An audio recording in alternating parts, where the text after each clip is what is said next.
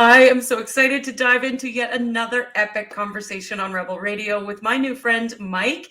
Mike, welcome to the show. I'm so grateful that you're here today. Hey, thank you so much, Cindy. I'm looking forward to diving in, giving some value to you and to your audience today. I'm excited. So tell us a little bit about yourself, your journey. Tell us how you got started as an entrepreneur. So it's in the blood. Often you're able to do the things that you've seen other people do, whether that's a mentor, whether it's a long distance mentor through a book, or your parents. For me, it was my parents. My dad, before he even met my mom, was a pharmaceutical entrepreneur in that he sold drugs. That And is so entrepreneurship. he was a drug dealer. He put his way through college that way. And then he met my mom. They ended up getting together, wanted to start a family. So he switched over to coffee entrepreneurship in about 1980-ish, 1978, somewhere in there. So right when Starbucks was around there, my dad and mom had a coffee company not too far away from that. And then he switched out of that and went into law while my mom started a preschool. So I was able to see them do things. At the age of 11, they started a mission, which was taking kids from the outskirts of Mexico in the Mazatlan, Mexico area where we had moved and putting them into schools. So I saw them start that.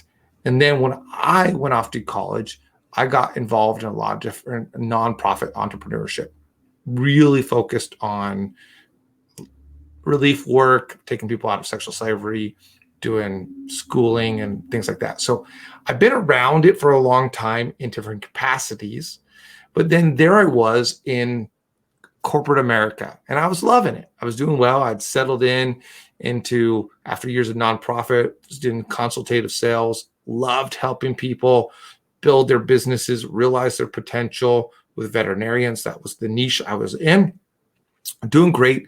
But on the side, I had a side hustle that I didn't know was a side hustle. You know what I'm talking about? Where you don't actually even know you're doing something. Right.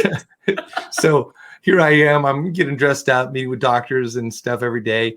But on the side, I was for fun, extra pocket money. Like my wife and I went to Vegas one day and I had all this money in Venmo. I'm like, oh, I have money in Venmo. Let's spend it. Because I was just coaching people on the side for fun. I'd been doing it for 20 years. I'd done it as part of my profession. I'd done it for employees I'd had. And now I didn't have employees. I was an employee of a company. And so I was just doing it on the side just for fun. Sometimes I'd take more, sometimes I want less. We'd use it for vacations and fun stuff. Well, that started growing and growing. And I started raising up the rates and more. And my name started getting around to different people. So I'd be literally on the road, stop, pull over, find a nice place to coach someone, coach them, get back on the road, or at night at the hotel, I would be working with people, or 5 a.m. in the morning, I'd be working with people on the East Coast.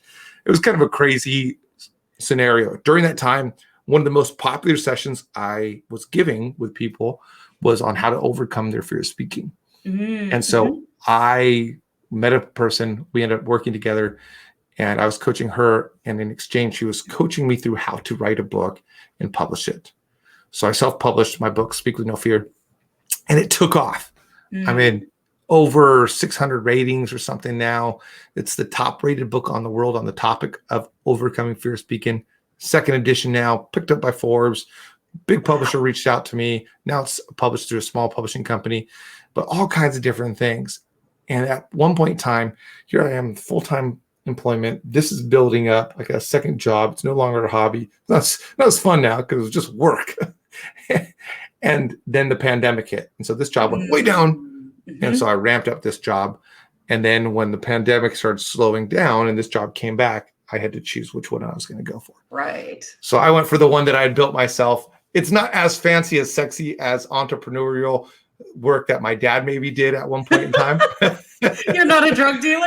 Well, I was talking about coffee, but no. But either one. It's not as sexy and attractive as that, but it's been a ton of fun. Yeah. And I get to work with people again and again to help them realize their potential.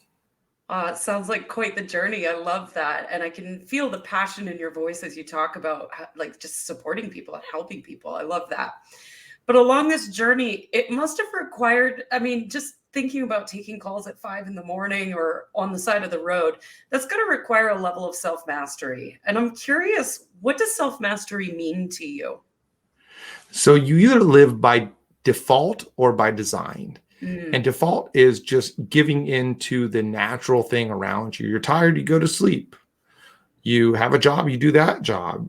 You are angry, you let people know. You're frustrated, you let people know. You're happy, you smile. And so you're just giving into the natural wiring of the moment. Kind of If being you on don't want to, autopilot, right? right. It's just whatever you default to. And you often default to the things you've seen of people around you and your natural temperament. So if you're a natural happy person, you default to being happy. If you've been hurt in life a whole bunch, then you default to being kind of hidden and maybe hurting some people back. And that's default. Design is where you choose where you want to go. And so design is where you say, this is the type of person I'm going to be. This is how I'm going to live my life. This is what I'm going to do my life. So when I was in sales, the default would be just focus on sales. It was a full-time 50, 60-hour week job. But the design was, I like this thing on the side, and I could even see where it could go. And so I started thinking through, if I want to get somewhere with this, I have to see how far I can take it even on the side. So I'd wake up at 4:45 in the morning, sometimes 4:30. I'd take a cold shower to get my juices moving. Best cup of coffee ever. Then I would get my cup of coffee too. I'd go downstairs and I would write the book, and I would write for an hour. And I dedicated myself to writing every single day. And in 27 days, I had the draft done. And then I went through the arduous process of editing it. And in 3 months, I published it. I gave myself a 3-month timeline. But even before that, I was coaching people. I'd wake up at 5, coach someone at 5:30 and someone at 6:30. I had things for my eyes to get rid of the bags, because in the morning you get those bags in your eyes. And so I'd ice my eyes in the morning before going on to a Zoom call with somebody on the East Coast. And then at night I'd work. And the reason why I did those extremes was because I didn't want it to take away from my family. So the design was, I want to be there for my family. The design was, I want to see what I can build even on the side. And the design was, I want to be a great employee of the company that's paying me money. Right. But that's not default. Default would be, I get home, I'm tired, let's watch TV and sit there and let's sleep in until I have to and go. And so you really have to think through where you want to be. And self-mastery is saying, here's what I want to do, here's where I want to go, and I'm going to make the different changes I need to get there. I just wrote my 5th book, Cindy. Oh, wow. It's called Connect Through Emotional Intelligence. And in the book, I say this: control your emotions before your emotions control you. Yeah. And that's self-mastery. Control yourself, master yourself before you're mastered by your base desires. I love that. I love that. And I mean, one of the things that stands out about that story too is that you knew what your priorities were. So it wasn't that you were just working crazy hours because you were trying to make ends meet. You wanted to put your family first. And so you designed a life that allowed you to work early in the morning and late at night so that you could have that time with your family. And I think that's a key piece to that self-mastery too, is being dedicated and devoted to what's most important to you. Yeah, absolutely. When you look around about what you have in your life, all of us have different values. But values are not real values unless there are priorities. Exactly. And so if we say, I value physical fitness, but you never prioritize doing anything about it, then guess what? You value it. Yeah, on you're the low compromising end yourself. of things. Yeah, exactly. Exactly. So how has this level of self-mastery supported you as an entrepreneur throughout the years? Well, it has supported me financially. So that's a great thing, part of it. What you'll often see is that when you make the right decisions, it leads to the right consequences, the right outcomes. Yeah. So by doing that, it's led to some great areas and to some great gigs and to some great outcome. Speak with No Fear has done fantastic. It's been translated into all kinds of different places. And so it's getting translated into Polish right now. It's been translated into Italian. It's being translated into Thai. So it's led to some great outcomes. And that's what I've seen again and again, that when you make these decisions, it leads to outcomes that you would love to see happen in your life. And I don't usually get lost in my thoughts, Cindy. So I actually have videos on YouTube about tangents and about rambling. And I just totally did it. So go back through and look at my videos on YouTube about rambling. And I just did it. I don't even know what I'm saying. We all do it. I love it. So these outcomes, let's talk about the outcomes, because I think that leads into my next question about wealth. And so oftentimes we think that the outcome, the money, is what wealth is. And I'm curious how you define wealth.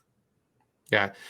The wealth is really getting a hold of the values that you have prioritized in your life. So if you have valued being financially wealthy and you've prioritized that, then wealth for you is that. But wealth is something different for everybody. And I think that we often hold people to our standards of wealth. And so wealth for me is laughing a lot. Wealth for me is traveling. Wealth for me is having experiences. Wealth for me is having an adventurous life. And then we look at others and we see that someone living by a different standard of wealth. And we either experience one of two emotions, because when we compare, you experience one of two emotions, pride or pity. So, I know somebody who has had this, their wealth for them was a life of adventure. So they had a life of tremendous adventure, incredible adventure, stories that you couldn't even imagine. And they've lived this life of adventure. But now they're comparing themselves in their retirement years to people who have high levels of financial wealth. They lived 70 hours worth a week, not very adventurous lives, just boring, just a grind. But now they have lots of money. And so there's this comparison from this person saying, wait a minute, I don't have what you have.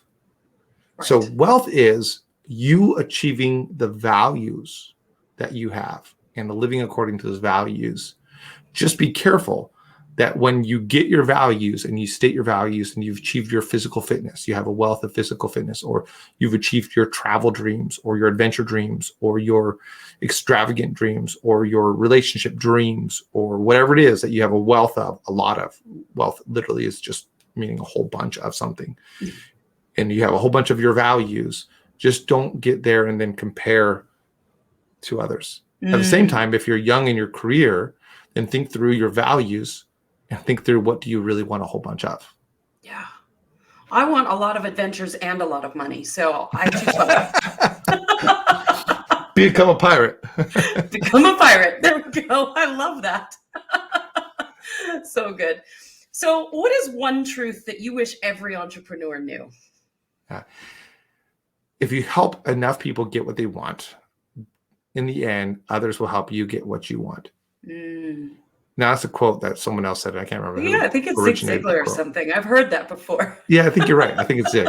My buddy Zig. Just Zig. Zig and I. But I love that quote because often I think we go into sales with thinking about how can this person help me? And we go into a lot of things that we're doing and we think about how can this help me? What's in it for me? So at the beginning of my day, I always start out with this little prayer and I just say, help me help people.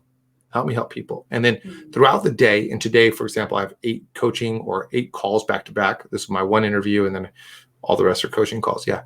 And as I'm going through all of that, I'm just thinking, help me help this person. Help me help this person. Help me help this person. Sometimes it's our clients I've already sold them on. Others are potentially a sales call. And even in that sales call, I just go in there and say, how can I help? So as an entrepreneur, if your whole job is not to do what you want to do, but to help people through what you want to do, then not only will you feel good about your work, but also people will reward you. In fact, what I found is that when I give things away for people, they'll then want to pay me to give the same thing again to them in a for pay basis because they value it that much.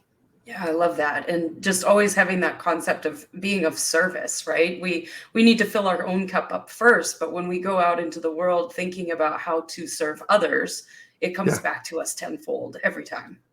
Absolutely. And it's a win-win situation because, so say I'm talking to a client and a potential client, and I'm talking to John, and I say, John, here's what I see you doing. Here's something you can get better in, and I'm helping him out. If he goes, I don't want to work with Mike, you know what? I helped somebody. Yep. I made them a little bit better. Yep. I gave them some awareness. I gave them some tips. I provided something to them. Yeah. And that's a win. I didn't get paid for it. And I can't do that all the time. But if you're smart, if you're strategic, you create something enough that you can build up, and then you can offer it as a service to people as well. Yeah. And so I've helped people, and then people have come back and said, man, that was so helpful. What could you do for my organization? And then I come in and I work for the whole organization based on me just giving 1 hour for free for somebody. Right. Yeah. I love that. So good. So what's something that you've discovered about yourself on your entrepreneurial journey? Yeah. I mean, one thing, not 50 million. Okay. We were talking about this a little bit beforehand. There's two types of entrepreneurship, and there's two ways to go about it.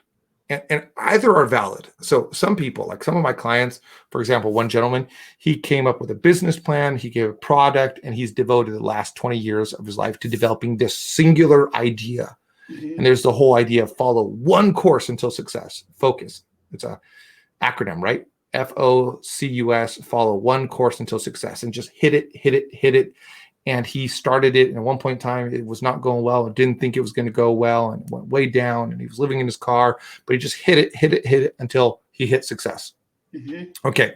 Then there's the spaghetti approach. The spaghetti approach says, I'm going to try some stuff, and I'm just going to throw it at the wall, and we'll see what sticks. And some doesn't stick, and some does. And it looks more scattered. But ultimately, both of these work. And I've done a whole bunch of the targeted in my 20s and in my 30s where it's just and then I started going, let's just try some different things. Let me get up in the morning and write a book. I've started up, I have a supplement coming out. I have some different things happening. It's like, let's just see what happens. And as a result of that, some things have failed. I've wasted some money, but other things have turned into tremendous outcomes.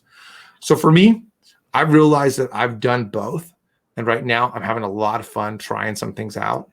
For people who are listening, know your style. There's great benefits from both. Often the ones that you see with tremendous success and hear about are going to be the one course dedicated Jeff Bezos, the CEO of Spanx, those kind of people who knew what they were going to do and went for it. The problem on the same hand is that you hear about the great successes. You don't find about the many more who went that way and failed disastrously.